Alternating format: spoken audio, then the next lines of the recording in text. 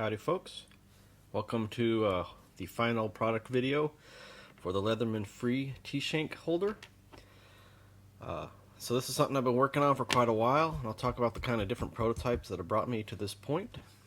First I'll show off what this actually is. So I have a whole series of modifications for the Leatherman FREE series, and one of the things that I've wanted back in the tool is the diamond file that you get with the Leatherman Surge, Leatherman Charge, Leatherman Wave. They didn't put it in the Free series. They gave you this little tiny file, which is really hard to even use. So I don't use the wood blade that much. So what I'm doing is removing the wood blade and the can opener and replacing it with this. So this one is my 5th revision design. I've actually done the 5th revision twice. In order to tweak it so that this is ready to go for you guys. It's not quite ready to go out of the box. It will require some modification I'll talk about in a minute. So this is made out of a stainless steel bronze amalgam, which is basically held together with a laser, kind of 3D printed. Then they sinter it, and that brings it all together. And so this is a very strong product, very similar. Same material as the interchangeable bit holder that I have for this. So the different designs that I came up with in order to get this working well for you. First design I had was just a simple little clamshell. However, I tried to use a little spring arm to hold in the various thicknesses of blades, because the blades come from anywhere from 2 millimeters, which is what the Leatherman Surge blades are, down to 1 millimeter for the thinner Bosch blades. This guy didn't quite work because this material, while being strong, is not springy, so the little spring arm right there didn't quite work. I tried a hybrid version where I used a nylon spring arm, and this actually worked kind of well, but the nylon, because it's flexible, would sometimes separate on you. I tried a version where I had a 2-piece clamp design and set screws applying pressure in this direction. However, despite the little bit of surface area I could get in there to kind of dovetail together, it would still separate. Then Mark IV was a clamp version where I simply kind of pull the whole arm down, but this again would kind of bend on you and move. So now we're up to Mark V, and then Mark V has a simple clamp version where it squeezes using some very strong alloy steel set screws, or I'm sorry, hex screws. And then 5.1, I simply tweaked this so that it fits the Leatherman series out of the box very well. It does mean, though, that you got to use a shim, which is what I have in here, and I'll take this guy apart in just a second. Actually, I can do it right now. So what I have, these set screws are set so that they're actually on each side of the T. To hold it in, you can actually just use 1 screw if you really want to, but 2 screws for that extra hold. So this is kind of how you'd be changing a T-Shank blade if you wanted to, say, interchange them in the field. I'm not actually too interested in changing the blade very often. I just simply wanted my diamond file back. So then I got the shim in there. So this is a 1 millimeter thick blade with about a 0.9 millimeter shim, and how I made this shim was I took a 1 millimeter blade that I had from the Bosch kit, and then I sanded one side down just by holding it against something, sanding it down, and then cut off the blade here with just a Dremel cutoff wheel. So this is the one we're going to install into the tool today, replacing my previous revision. This is unmodified from the factory.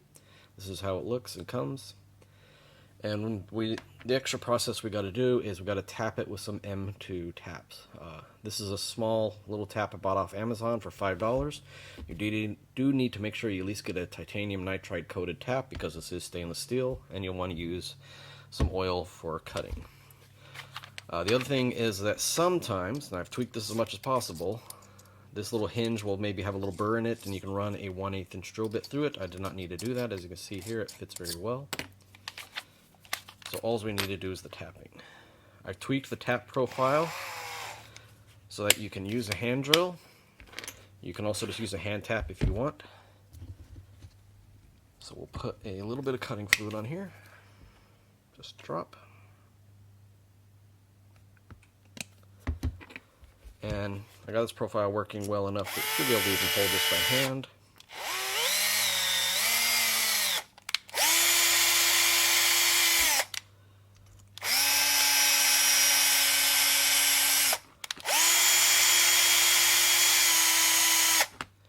Now I should mention how Shapeways works. They print my parts. They're the actual manufacturer, but they make just this part here. They don't kit anything together, so the tap and the screws are not included.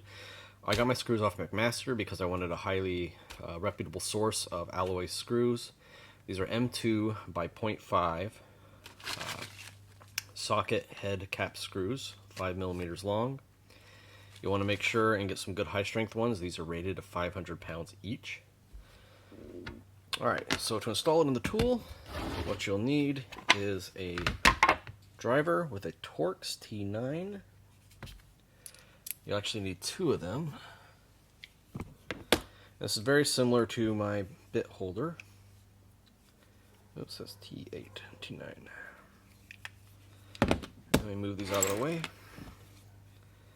So again, your tool will have the saw in this place, along with a can opener and a washer.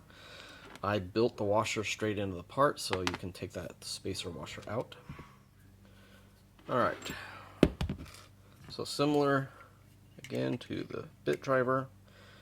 I'm going to grab one side and the other, simply unscrew. We'll take the screw all the way out. Then I use the Torx bit to actually push this back. Doesn't need to exit all the way, basically until the blades come out. So again, you'll be taking out the blades. I'm taking out my old revision. And ideally, you have this flush with the spring. If the spring arm comes off, you want to make sure and get all that reassembled. You want to make sure that the little washers don't end up sticking inside to the magnet.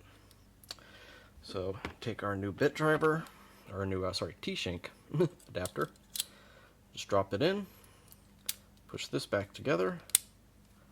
You want to make sure that everything here is flush, that the pieces here are aligned and in their holes. Start driving in the screw again. Now your screw might have thread locker on it. Mine, I've taken this apart so many times it doesn't really have it anymore. Make sure I get a good bite on that before I try to tighten this down. And then you want to tighten this to the point that everything kind of deploys like, that's way too tight. So back off about half a turn. A little too tight still, back off half a turn. About a quarter turn that time. Make sure everything deploys. Nope, another quarter. I found that my tool doesn't loosen up, even though I'm not using any more Loctite or applying anymore. Make sure everything comes out. There we go. So as you can see, when this is deployed, it's very much well locked into place. It folds in, has a nice little kind of raised thumb tab built in for you. And so now we'll install our blade. So the one catch with the blade, I'll kind of show as an example, this is an unmodified version from the Leatherman Surge series, and you'll end up seeing that it's a little too long. So what you can do is go ahead and put the blade in here, kind of close it like this, and then take yourself a Sharpie, and you want to mark right in the middle of this little cutout. And then draw yourself a line across. And that's how much we need to cut off the end of this in order to get it to fold in. This one I've already done earlier. It's actually got a little bit too much because of the older, it was made for some of the older revisions. The reason why you want to have that fit in that profile is exactly the same as these tools. So you see here that they reach to just about the end of that, so maybe I can leave a little bit more on. That little cutout there. And that is so that when the pliers are deployed, it locks your tools into place. You want to make sure and do that, otherwise you might have a risk of the T-Shank popping out at you when you've got the pliers deployed. But I'll go ahead and install the one I already have prepared.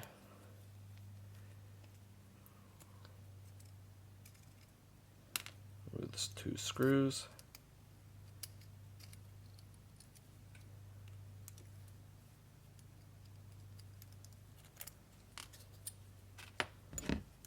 Drop this guy into place.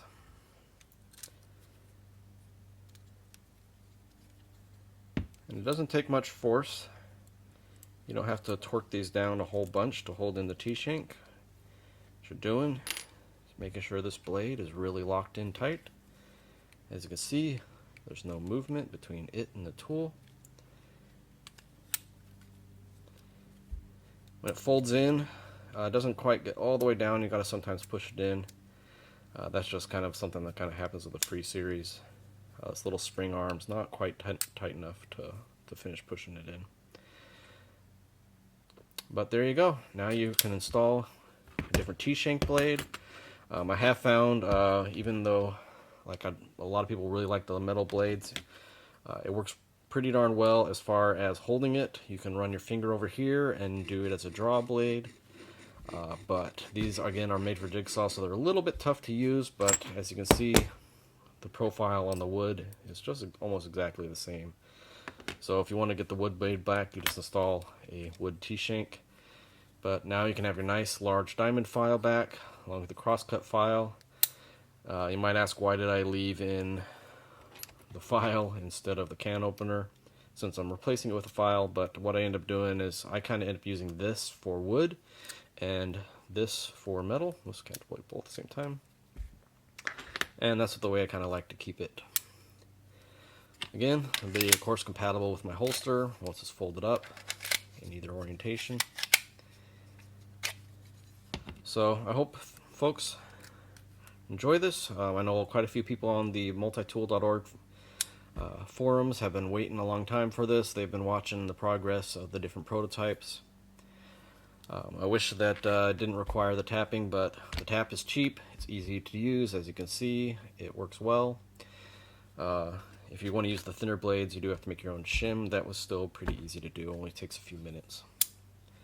So these are available on shapeways.com. You search for Zap Wizard. There's going to be a link in the description down below. The parts are available in a few different finishes. This is the bronze silver steel. It's about the closest finish to the tool. This is the black, which, as you can see, it wears away and it leaves a little bit of the bronze behind. There's also natural bronze, and then I think I've actually taken the nickel and the gold plating off because they actually are plated and the plating flakes off once this gets moving around. Alright, thanks for watching.